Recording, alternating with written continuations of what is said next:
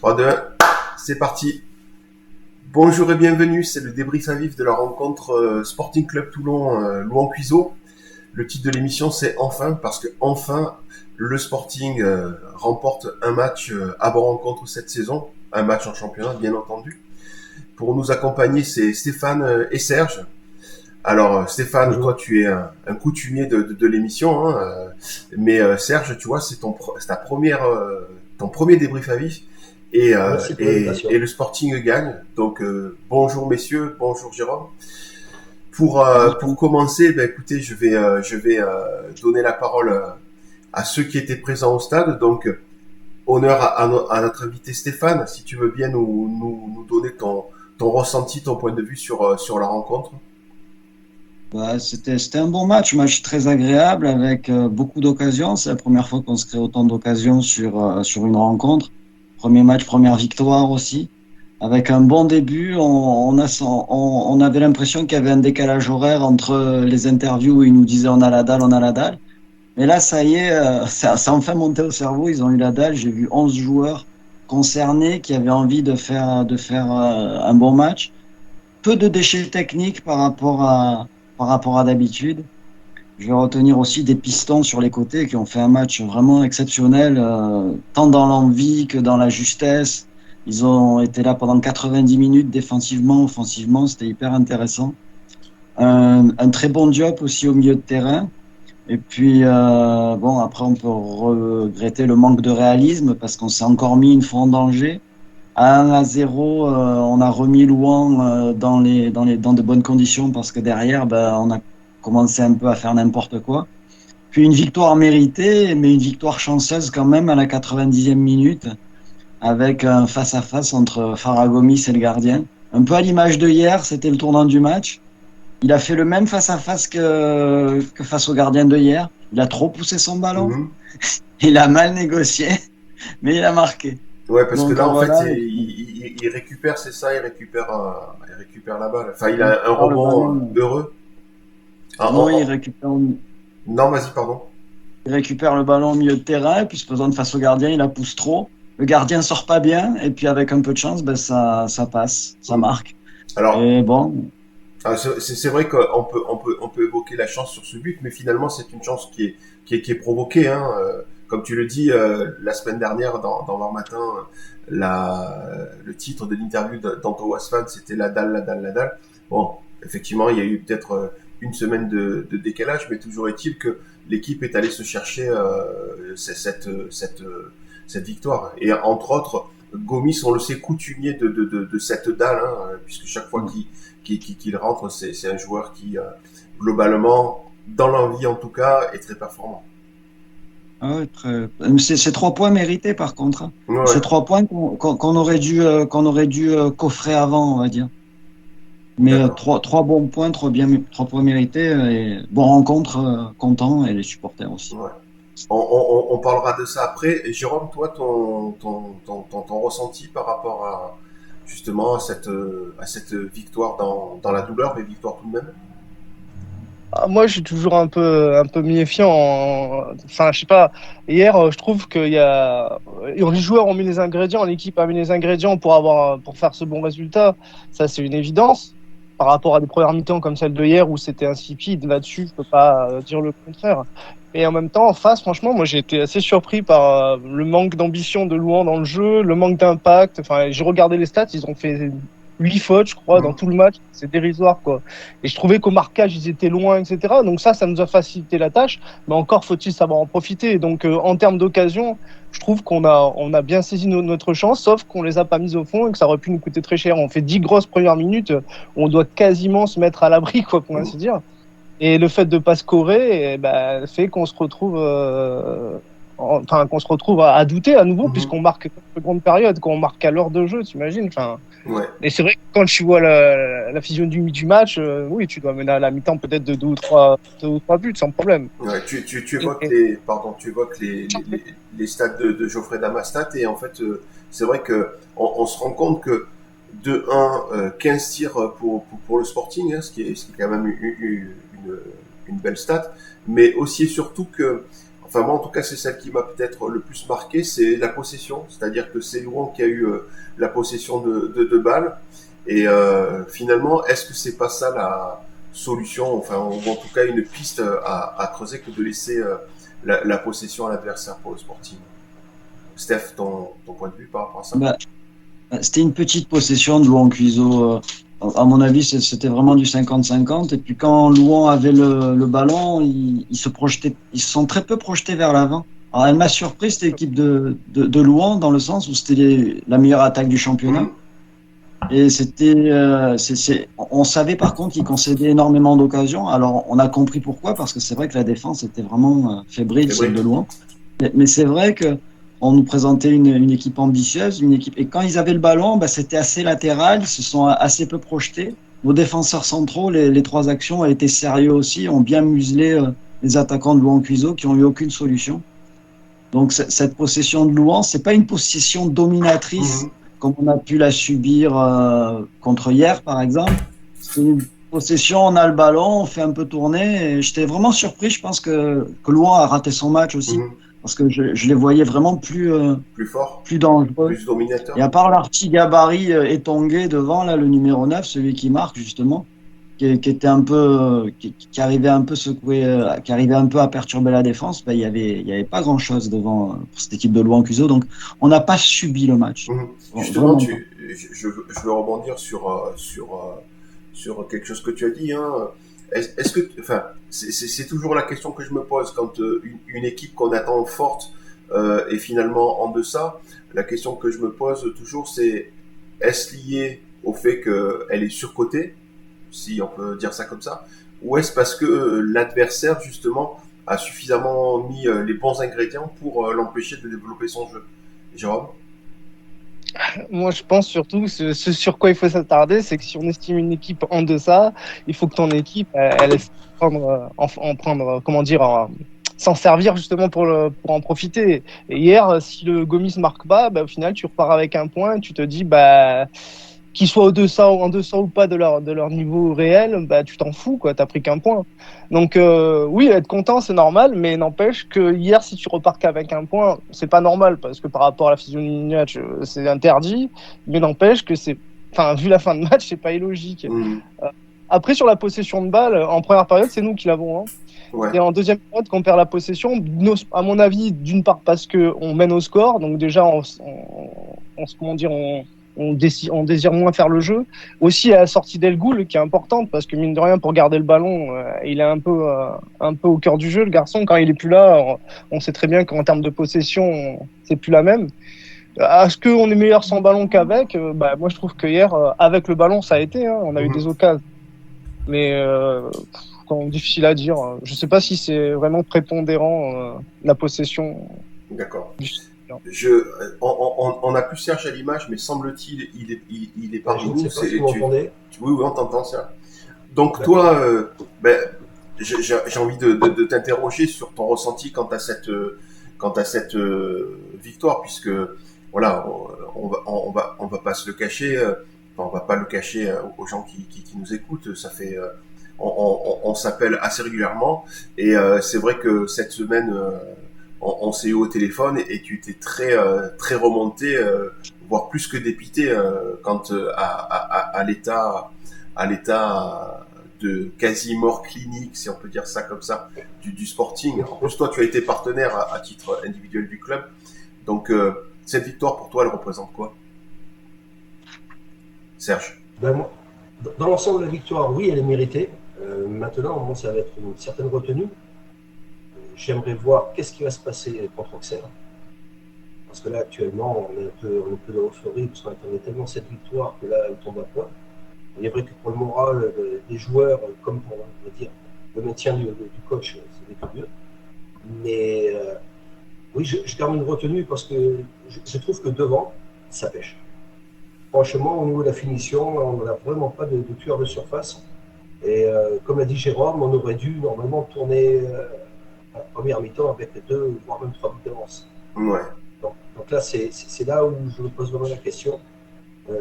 Qu'est-ce qui se passe au niveau de cette finition? Est-ce que vraiment on a retrouvé le galop qu'on a connu il y a quelques temps? Abdou, hein, tu parles. Abdou Diallo. Abdou, oui. Voilà. Tant qu'à Sadio Diallo, lui, je pense quand même qu'il a un peu crevé l'écran, à mort de faim. Il a bien tourné autour de Diallo. Donc oui, j'étais très énervé, donc là un peu moins, mais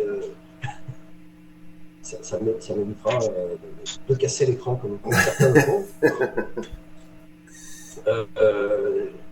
Voilà, une certaine retenue. Alors, dans l'ensemble, l'équipe a su réagir, parce que je pense que l'un de nos graves soucis, c'est toujours les 20 dernières minutes. Ouais.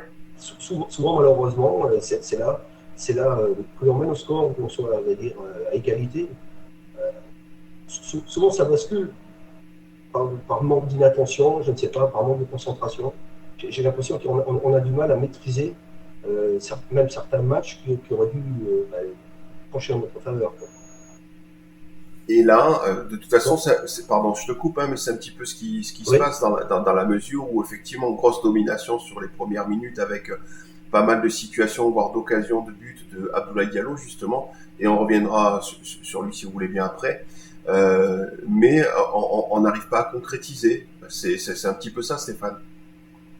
Oui, c'est vrai que on a paniqué, on a paniqué jusqu'à l'heure de jeu avant le premier but de Sadio Diallo en se disant putain mais on va pas y arriver quoi. Et on avait peur, même si Louan s'était pas procuré de grosses occasions. Dès qu'il prenait le ballon, on avait peur. On s'est dit syndrome bon rencontre, en tout cas côté supporter il y est. Ouais. On s'est dit on va en prendre une. Et c'est vrai que les occasions manquées, elles sont quand même. C'est un peu comme l'année dernière où on a l'impression qu'il fallait rentrer dans le but avec le ballon, quoi. Ouais. C'est vraiment, on a beaucoup trop vendangé. Après, le point positif, c'est qu'on se les est procuré ces occasions, et se les procuré vraiment beaucoup. Et je retiendrai aussi peu de déchets techniques par rapport au match précédent, avec des centres qui arrivaient dans la surface, des passes compliquées qui arrivaient dans les pieds, une équipe assez appliquée, et ça c'est positif. Je me dis que si on continue à répéter ce genre de prestations, ça va finir par rentrer. Donc j'ai envie de retenir le positif sur ce match, sur ce match. C'était vraiment bien. Et si c'est révélateur de quelque chose, si c'est un déclic, tant mieux. D'habitude, le déclic, on l'a contre la réserve de Lyon. Parce que le match où on monte, tout le monde pensait qu'on allait se faire fusiller à Lyon. On gagne 4-2. L'année du maintien, l'année dernière, on bat Lyon dans les arrêts de jeu. Cette année, ça sera peut-être Louan Cuiseau qui peut montrer que cette équipe, elle a quelque chose, elle a de la qualité et qu'elle peut, à minima, se maintenir tranquillement. En tout cas, j'espère. Quand je t'entends parler de fébrilité, c'est vrai qu'il y a une forme de fébrilité au sein des supporters, mais je pense que c'est lié aux mauvais résultats depuis l'année nationale. Mais est-ce que tu penses que c'est quelque chose? Est-ce que tu penses que l'équipe du Sporting est vraiment fébrile dans les têtes, en tout cas, même hier soir où tu gagnes quand même avec la Grinta? Il y a eu un moment. Alors, au début, non, parce que j'ai vu vraiment une équipe concernée, motivée, déterminée et donc mentalement prête. Mais c'est après le 1-0. Après le 1-0, ça a commencé à un peu partir un peu en vrille. La justesse technique, on l'a perdue. Ça devenait c'était un peu devenu du hurrah football alors qu'on avait une équipe cohérente. Ouais, sur le papier, il y a une belle compo quand même. Ah ouais. Et j'ai bien aimé aussi quand Louan a égalisé. Alors j'étais côté Moura et j'ai vu El Hamzaoui, mais vraiment hargneux, rageux. J'ai vu Andréani aussi dégoûté, mais vraiment dans le sens positif. Ouais, ils n'ont pas baissé la tête cette fois-ci. Ils n'ont pas baissé la tête et ils sont retournés au charbon. Et ça, c'est un petit peu nouveau par rapport au match précédent. Alors fébrile, oui, mais peut-être moins à partir d'aujourd'hui, qui sait. En tout cas, si on est optimiste, on va le croire. Après, si on prend une pile 3-0 à Auxerre. Ouais, c'est sûr. Auxerre qui est allé battre l'Étoile chez lui 3-2 hier soir. Ouais. Mais on évoquera le prochain match en fin d'émission. Je voulais qu'on revienne maintenant sur l'inefficacité d'Abdou Diallo et puis l'éternel outsider, pour moi en tout cas, Sadio Diallo, qui encore une fois marque. Donc Jérôme, ton avis par rapport à Abdou, est-ce que tu as une piste quant à son manque de réussite? Je sais pas, il est encore blessé. Et je le trouve gauche, je le trouve pas juste techniquement, je le trouve il est en difficulté dès que le ballon touche ses pieds, c'est incroyable, je le reconnais pas quoi. Son sens du but, il a eu les quelques buts qu'il a marqués, il n'a pas marqué beaucoup, il a marqué beaucoup de pénaltys, mais les quelques buts qu'il a marqués de la tête souvent d'ailleurs, comme par hasard, on sent qu'il a toujours sens du but, mais enfin on dirait qu'il sait plus faire un contrôle ni une passe ce mec. Je comprends pas, je sais pas, j'ai pas d'explication. Mais il est clair que, c'est presque, ça va être dur comme mot, mais c'est presque une plaie quand on essaie de jouer avec lui, quoi. Il te pète une action, quoi. Hier, il s'est retrouvé encore sur 2-3 situations où il doit centrer, il la met en contre-temps, il les met pas au bon endroit. Enfin, c'est incroyable. Moi, c'est un joueur que quand il était chez nous avant, j'adorais, je trouve. Mais là, dans le jeu, c'est vraiment une catastrophe. Moi, il m'emmerde plus par rapport dans le jeu qu'à la finition. À la finition, il marquait peu parce que finalement, il avait relativement peu de ballons. Il en a pas des tonnes, quoi. Mais dans le jeu, il te tue des actions parfois. Et ça, plus gênant, je trouve. Ouais. Est-ce que c'est pas lié au fait qu'on attend de lui qu'il soit un serial buteur comme il a pu l'être la saison passée ou précédemment au Sporting avant sa grosse blessure, ou est-ce que finalement c'est pas un joueur qui a quand même son attrait dans la mesure où il a tendance à aspirer les défenses contre lui et peut-être pour libérer de l'espace pour d'autres coéquipiers. Je sais pas, c'est une question. Serge, tu as un avis par rapport à ça? Bon, Serge, je disais par rapport à Abdou Diallo, oui. Est-ce que tu es de ceux qui ont tendance à en avoir un peu ras-le-bol et à dire qu'il faudrait le mettre au frigo parce que il est justement inefficace, ou est-ce que tu fais partie de ceux qui pensent que c'est un aspirateur à défense permettant de peut-être libérer des espaces pour des coéquipiers? Moi, je dis qu'il faut laisser quand même peut-être... Tu peux parler juste un peu plus fort, Serge, s'il te plaît. Oui, là ça va mieux? Ouais. D'accord. Alors, c'est toujours embêtant de mettre quelqu'un au frigo ou au placard. Vous me direz, certains joueurs que l'on a vu au Sporting, pour ne pas le citer, Delgado est parti au placard pour moins que ça. Si on se souvient bien. Donc moi, franchement, peut-être lui laisser encore 1 voire 2 matchs, mais il y a une insuffisance et malheureusement, c'est au détriment des résultats de l'équipe. L'équipe essaye de donner le maximum. Et la finition, malheureusement, elle passe souvent par ses pieds. Mais c'est vrai que, comme l'a dit Jérôme, en ce moment, il bafouille complètement son football. Ouais. J'ai du mal à le reconnaître. Alors, de là à le mettre au frigo, moi, je ne suis pas dans une position à dire oui, à dire non. Il y a un staff pour ça. Je pense que malheureusement, actuellement, qui on peut mettre à sa place? Oui, c'est sûr. Mais justement, Jérôme, est-ce que on n'en attend pas trop d'Abdou Diallo? C'est-à-dire, est-ce qu'on ne se focalise pas sur l'efficacité offensive uniquement sur lui, là où finalement tu as des constants, tu as des Bamba devant, ou Amou aussi d'ailleurs, hein, qui pour l'instant n'a jamais de mémoire été utilisé à son réel poste, hein, puisque c'est quelqu'un qui joue beaucoup plus en pointe théoriquement. Est-ce que par exemple c'est pas une solution? Je sais pas. Moi, je me posais la question si c'est lui qui s'en demande pas trop à lui-même, quoi, parce qu'il veut être à la construction du jeu alors qu'il devrait vraiment vu son niveau actuel technique, parce que franchement le déchet c'était impressionnant, il devrait vraiment se contenter de rester dans la surface et d'être à la tombée des ballons, quoi. Parce que franchement, moi, c'est ce que je lui demande, c'est d'être le finisseur. Et vu ce qu'il apporte dans la construction, à l'heure actuelle, moi, ce que je comprends pas, c'est comment il peut avoir atteint un tel niveau technique quand on l'a déjà vu jouer. C'est pas un joueur proche à la base, hein, c'est pas quelqu'un de maladroit. Hein. Moi, j'arrive pas à m'expliquer le niveau actuel qu'il a, balle au pied. Je me pose vraiment la question s'il n'est pas encore blessé, je te jure. Ouais. Moi j'ai deux hypothèses ou deux théories. C'est-à-dire que pour moi, je suis pas convaincu qu'il soit jamais revenu de sa grosse blessure quand il était au Sporting. Et peut-être qu'effectivement, la saison passée, c'était plus un joueur à qui on demandait de finir plutôt que de participer au jeu.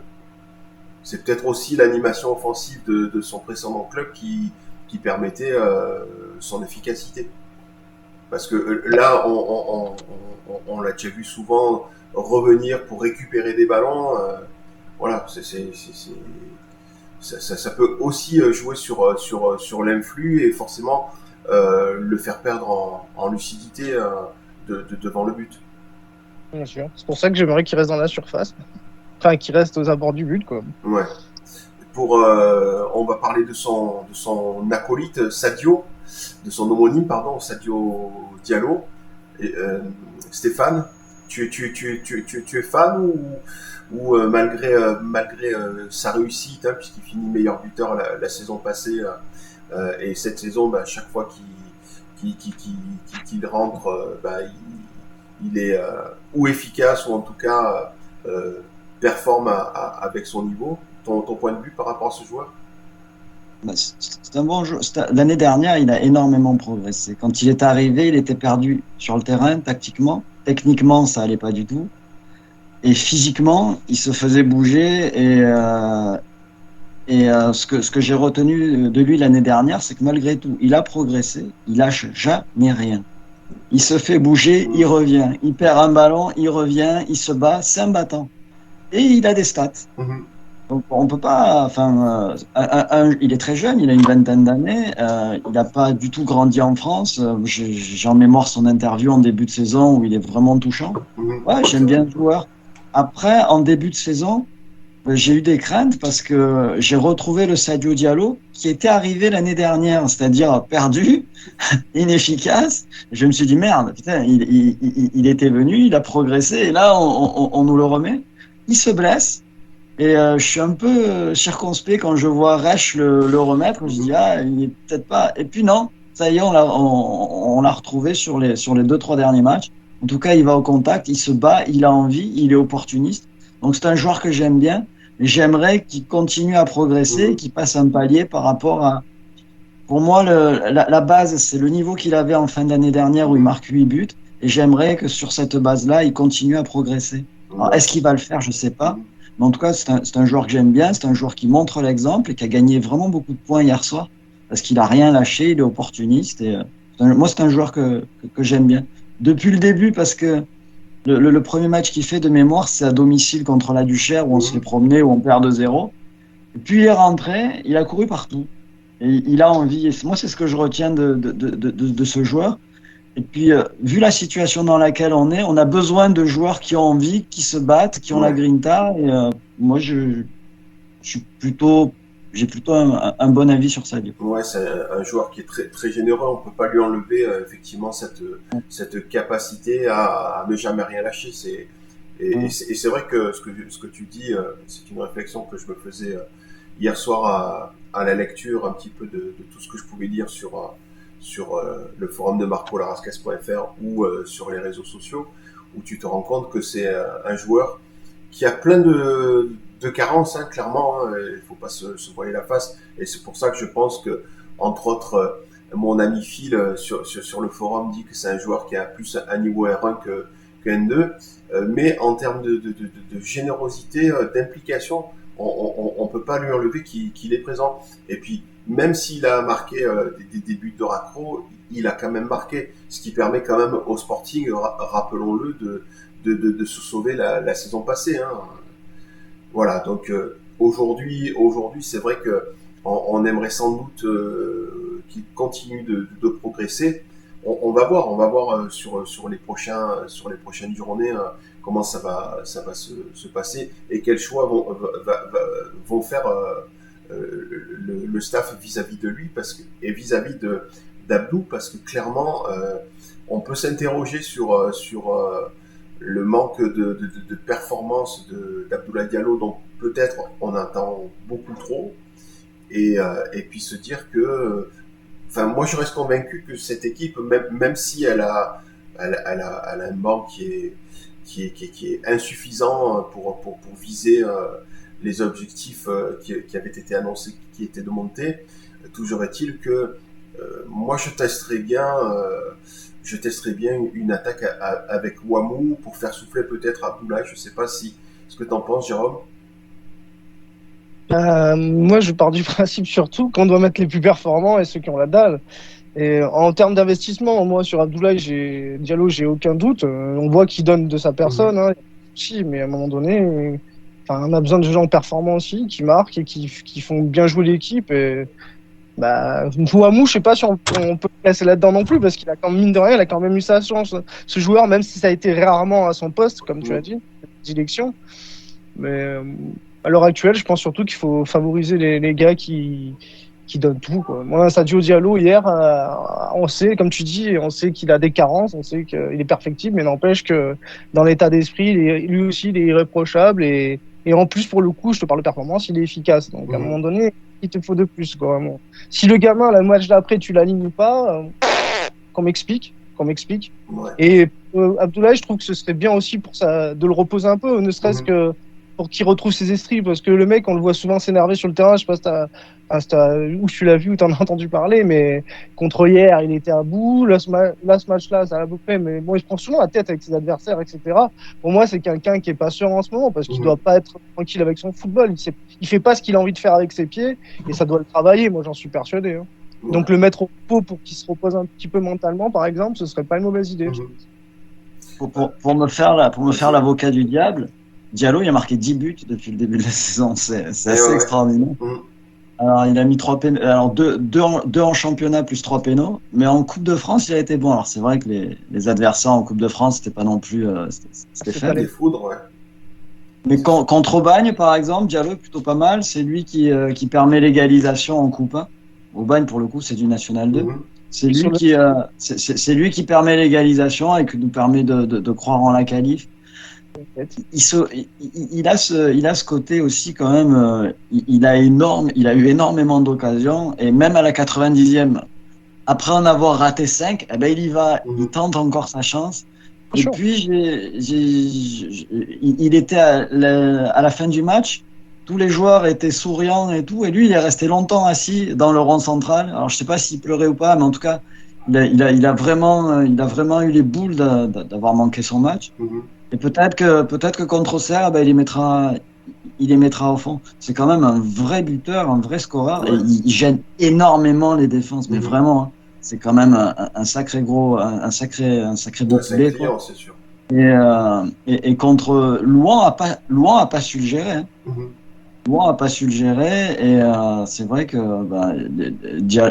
Sadio a aussi pu briller grâce à Abdoulaye Diallo qui s'est procuré aussi des occasions tout seul, qui allait les chercher dans les pieds. Alors ouais, au niveau de la finition, il peut nous coûter 2 points, hein, hier soir, clairement. Mais j'ai pas l'impression qu'il a lâché.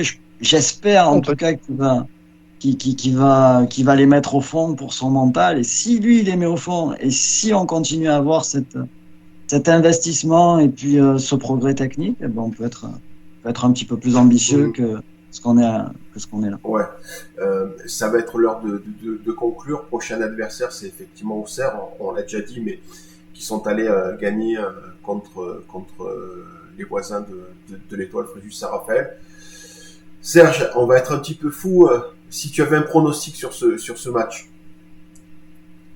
Auxerre Sporting Club de Toulon, sachant que le Sporting va jouer sur une galette, que ce soit à la Baie des Champs comme a pu le faire Canet, qui a joué sur ce magnifique terrain, ou même au centre d'entraînement d'Auxerre, qui lui aussi a de superbes terrains.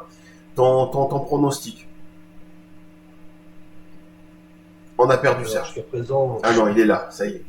Non, allô? Oui, vas-y. Jusqu'à hier soir, franchement, j'avais la tête au fond du seau, j'étais vraiment négatif. Je ne me reconnaissais plus du tout dans le club, parce qu'il n'y avait plus de grinta, il n'y avait plus rien. Les matchs que l'on a vus, c'était à pleurer franchement, dans un coin. Je vais être positif. Je pense que là, il y a sûrement un déclic qui a été fait. Et je vois bien, alors, du 2-1 là-bas, chez eux. D'accord, une victoire. Bien une victoire du Sporting. D'accord. Toi, Stéphane, sans forcément pronostiquer, mais est-ce que cette victoire avec de la grinta et puis cette capacité à se créer autant d'occasions, c'est quelque chose qui te redonne espoir? Oui, ça me redonne espoir parce que moi j'étais très craintif, surtout par rapport au match qui a eu lieu dans la journée. Je pensais on aurait pu être décroché ce soir Mm. et se retrouver en compagnie de Aubagne et 7 Ouais, au très fond. très loin au classement. Mm. Franchement, j'ai vu contre le Duchère et contre Jura Sud, c'est pas des mauvais matchs. Là, contre Louan Cuiseaux, c'est un vrai bon match. Cette équipe, elle est capable, elle a montré, en tout cas, elle vient de démontrer qu'elle est capable de faire de bonnes choses. Les réserves, c'est quelque chose qui nous réussit plutôt pas mal. Mm. Alors pourquoi pas enchaîner avec une victoire au Auxerre? En tout cas, c'est possible. Parce que même au Auxerre, ils sont assez irréguliers. Puis gagner à Fréjus, je pense pas que ce soit un exploit parce que l'équipe de Fréjus que j'ai vue à Bon-Rencontre, bon, ils étaient à 10, mais c'était vraiment du non-football. C'est la pire équipe que j'ai vue. Donc, je suis pas sûr qu'aller gagner à Fréjus, ça soit l'exploit. Donc, on y croit. En tout cas, franchement, je pense que c'est jouable. D'accord. Jérôme, je te laisse le mot de la fin. Bah, moi, je pense surtout qu'il va falloir un peu enchaîner maintenant, prendre des points. Une victoire, moi, à la limite, je te dis, je m'intéresse toujours plus au contenu. C'est ça qui me donne plus d'espoir.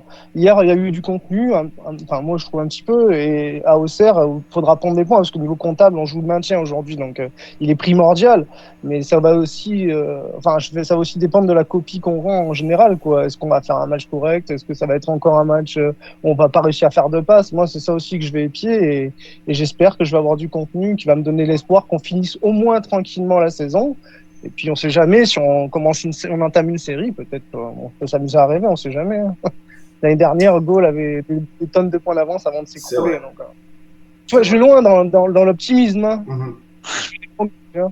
Mais bon, voilà, je vais m'attarder surtout sur ce que je vais voir sur la pelouse, presque plus que sur le résultat, même si le comptable, aujourd'hui, tu es obligé d'y prêter attention, Bien sûr, évidemment. bien sûr, bien sûr. Stéphane, Jérôme et puis notre invisible Serge, merci d'avoir participé à l'émission. Merci à pour la vidéo. C'est pas grave. Merci à toutes celles et ceux qui nous ont suivis. Et puis on se retrouve très bientôt pour un débrief à vif. Salut. Bientôt. Merci à vous.